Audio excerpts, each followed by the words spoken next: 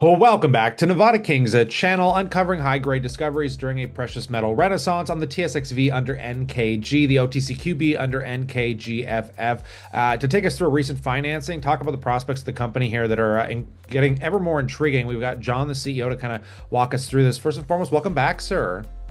Thanks, Kyle. Thanks for having me back. Always a pleasure getting you back on here. So Nevada just closed a 16.3 million financing, including a 10.4 million strategic investment from Centerra Gold. Maybe before we talk about what the capital is going to be used for, how did you attract investors like Centerra and getting these kind of eyeballs on the company? Why is this important?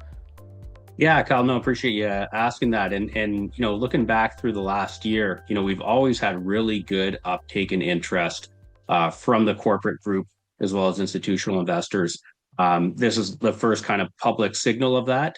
But I think these corporate groups, first of all, love, the jurisdiction.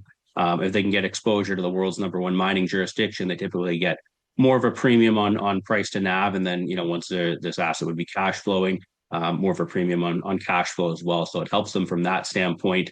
But also the quality of the asset as well. We're effectively the highest grade open pit oxide project in the US.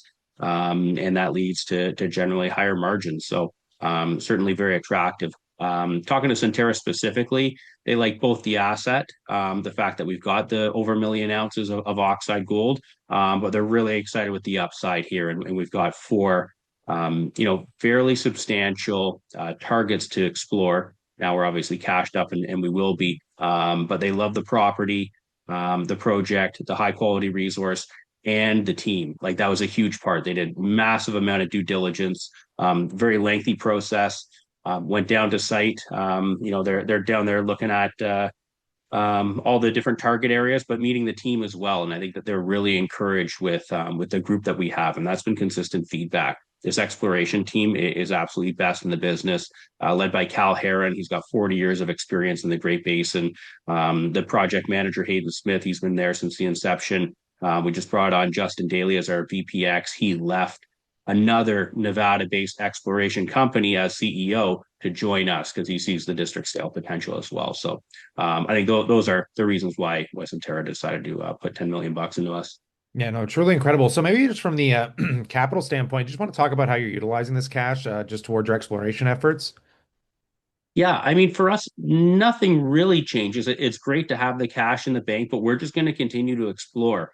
We've now doubled the shift of our drilling team, so we should be able to double the productivity roughly. We want to get a second rig at site as well. We've got the RAB rig, so right now we've got one RC rig, one RAB, one that's a rotary air blast drill. Doesn't go quite as deep, but allows for good geochemical exploration, and then you can kind of test that first 30 meters. So if you got any gold or silver in that. But really, we just want to get this money out of our bank account and drill and make discoveries. And so that doesn't change. I think our mentality about that doesn't change. We want to go, we want to test all the targets that we have. We've got, the infill program right now at Silver Park. We're getting assays back. We'll have news out on that shortly. And then it shifts to these regional areas where we found above cutoff grade gold mineralization at Atlanta North, at Atlanta South. And then we're going to test Western Rim for the first time as well. This is the exciting newest district scale exploration target where we've got the 20.8 gram per ton rock chip sample, the quartz vein swarms extending 2.5 kilometers. And we've just run some geophysical work over that as well. So we've got that data back. So we're excited to attack that. So really, yeah, we've got this money in the bank. Yeah, it's kind of burning a hole in our pocket because we want to spend this. We want to get this. We want to get drilling. We want to make district scale discoveries. We're not scared to eliminate targets either. We've got so many targets. We only talk about kind of these three or four main ones, but there's a whole bunch of other ones in the back pocket as well. So we want to be attacking these and figuring this thing out, making discoveries, eliminating targets if need be, and then moving on to the next one. But right now, we're really excited to get to probably Western Rim, Atlanta South, continue to see what we've got at Atlanta North, and Silver Park infill is going well. So just to finish up here, maybe for the newer investors stumbling in, why should they be paying attention to the stock today? I think right now it's a really interesting juncture. We saw Agnico Eagle. pay a 67% premium and $2.9 billion for Report Resources yesterday. Saw them pay 481 million for Orion Resources. That was a 46% premium. Before that, we saw G Mining pay a 79% premium for G2 Gold. It's on. It's really on here in the developer space. These things are, if you're a top quality developer, the scarcity value only increases right now.